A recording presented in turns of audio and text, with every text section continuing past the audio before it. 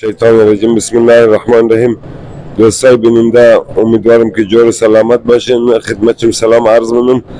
اینجا موسسه سامرا لمزار امام حسن عسکری و امام علی النقی علیه السلام، امام دهم و امام یازدهم و نرجس خاتون مادر امام زمان علیه السلام، زن امام حسن عسکری و حکیم خاتون عمه امام زمان، زن امام علی النقی علیه السلام مادر امام حسن عسکری.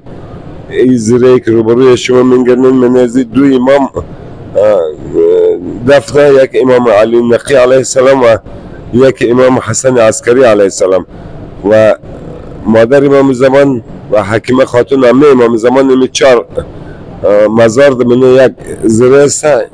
این منطقه است به نام منطقه سامرا. خدا انشالله همه مؤمنین رو برسونه، هر کسی که آرزو داره خدا در آرزوهایش برسونه و انشالله زیارت ها نصیب شکنه. مزید انشالله ما در خدمت شما بیننده ها هست. طرف کاظمین رفتیم انشالله حرم امام موسی کاظم علیه السلام را با تفصیل چی امروز انشالله ما در میان میگذاریم جریانات را و امیر رقم در مسیر را دیگه مزارات که هستم ما در خدمت چم هستیم انشالله.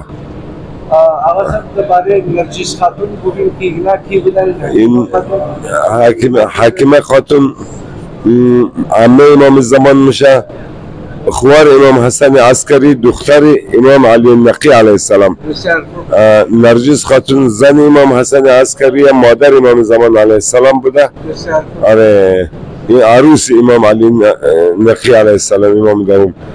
آره اینا دیگه از همون خاندان اهل بیت بودن که همینجا خلاصه امام حسن عسکری امام علی نقی شهید شدن و او دو که مرگ طبیعی از دنیا رفتن دیگه انشالله.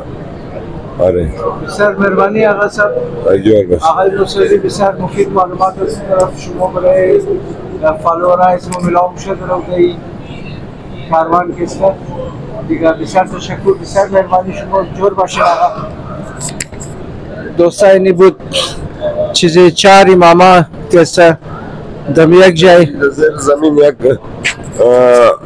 جای به نام سرور امام زمان میگه که زیر زمین رو کاظم آقا انشالله ما را خدمتشون پیش بنده که اونجا رضا زیره اونجا همون جای تولد آقا امام زمان علیه السلام بوده که او رو به نام سرور امام زمان میگه که آقا کاظم بازوره برای شما علیده انشالله.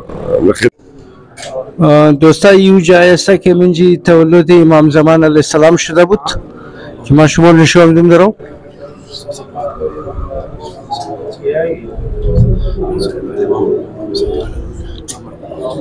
تولد امام زمان علیه السلام در جای شده بود دوستا.